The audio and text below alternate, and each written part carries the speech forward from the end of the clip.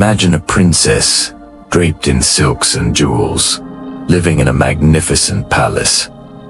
Sounds like a fairy tale, right? But for the princesses of the Ottoman Empire, this opulent setting was a gilded cage, and their lives were often far from enchanting. The reality was a carefully constructed system of psychological cruelty designed to break their spirits and ensure absolute obedience. Today, we're delving into the dark side of the Ottoman court, uncovering the tragic fate of its princesses and how a brutal marriage system turned their lives into a nightmare. This isn't just a history lesson. It's a story of survival, trauma, and the silent screams of women born into immense power, yet utterly powerless. In the intricate web of Ottoman politics, princesses weren't seen as future rulers or even as cherished daughters. They were strategic assets, human chess pieces to be moved across the board of empire. They were guarantees of loyalty. When a powerful governor or a rebellious pasha needed to be brought into line,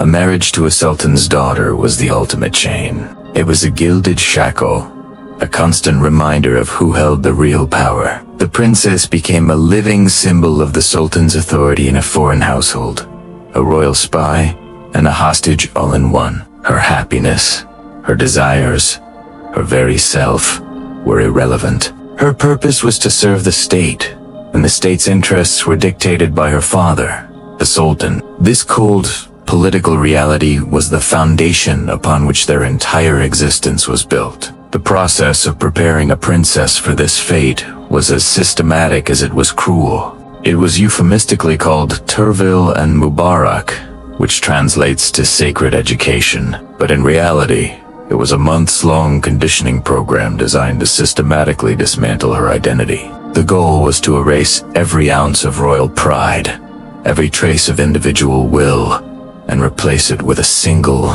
overriding instinct: submission. This wasn't education, it was indoctrination.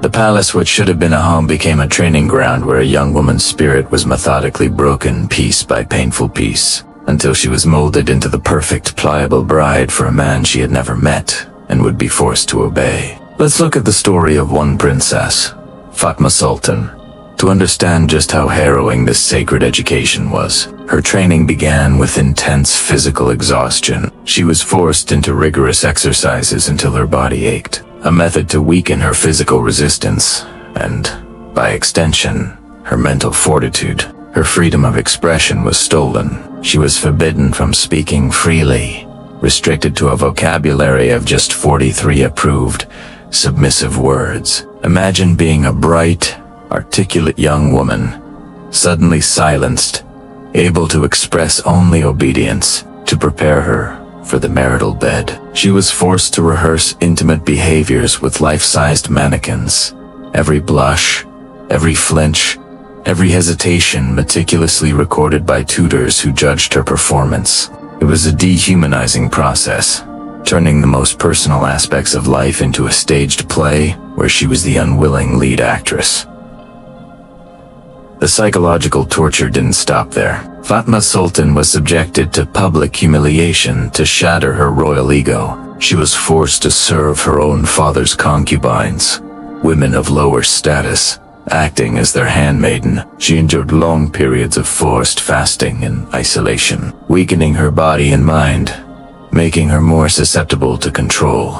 Day after day, she had to memorize and recite texts on the virtues of submission and the duties of a wife, words that reinforced her own powerlessness. This wasn't just about teaching her how to be a wife. It was about convincing her that she had no value beyond her role as a submissive spouse. It was a deliberate campaign to break her will, to make her believe that her only path to survival was complete and total surrender.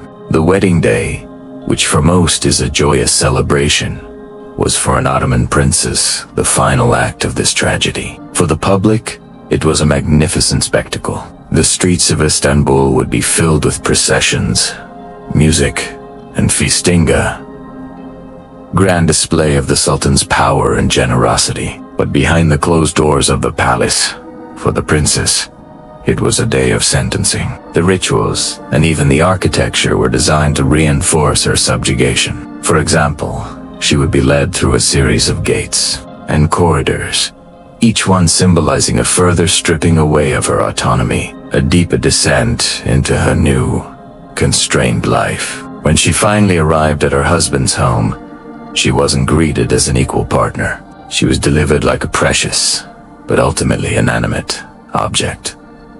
The celebration was for the empire. The sentence was for her.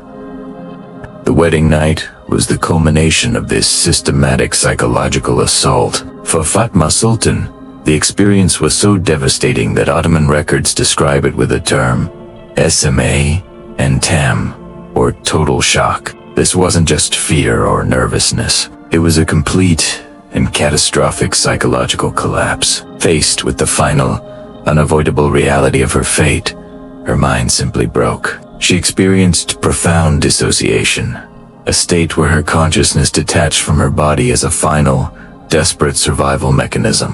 Her body was racked with uncontrollable tremors, a physical manifestation of the terror that had overwhelmed her. Her mind retreated into the deepest recesses of itself, a place where the unbearable reality could not reach her. It was the ultimate act of self-preservation, a mental escape when a physical one was impossible. In the aftermath, the damage was clear and irreversible. Fatma Sultan, the once vibrant princess, was a ghost of her former self. She developed selective mutism. Unable or unwilling to speak, the vibrant court life she once knew became a source of terror. She lost her appetite, wasting away physically as her spirit had already wasted away emotionally. She was plagued by fits of uncontrollable crying, her grief pouring out in the only way it could.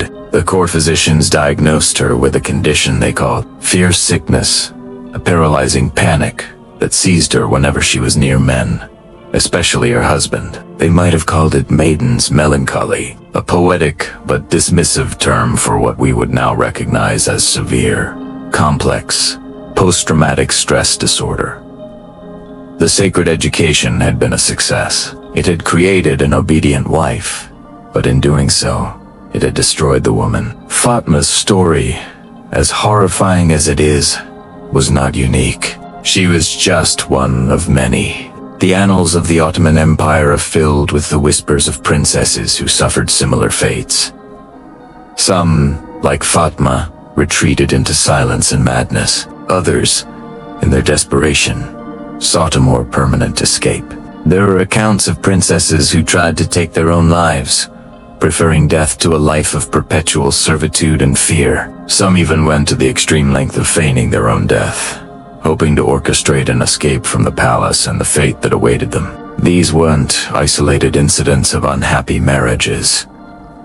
They were the predictable outcomes of a system that treated royal women as commodities. Their suffering was the silent, brutal costs of maintaining imperial power. The tragic saga of Fatma Sultan and her fellow princesses forces us to confront an uncomfortable truth about power. We often assume that those closest to the throne, children of kings and sultans, the most protected, the most privileged. But the Ottoman example shows us the opposite can be true. Absolute power can be a corrosive force, and often it destroys those closest to it first. In the quest to secure their dynasty and expand their empire, the Ottoman sultans sacrificed their own daughters. They were transformed from princesses into political tools, their potential, their dreams, and their very sanity crushed under the weight of the crown. They became living shadows of what they could have been. Their story is a haunting reminder that a gilded cage is still a cage. Thank you for joining me on this journey into the hidden history of the Ottoman court. If you found this story compelling, please like this video and subscribe to our channel for more deep dives into the untold stories of the past. Don't forget to hit the notification bell so you never miss a new video. We'll see you next time.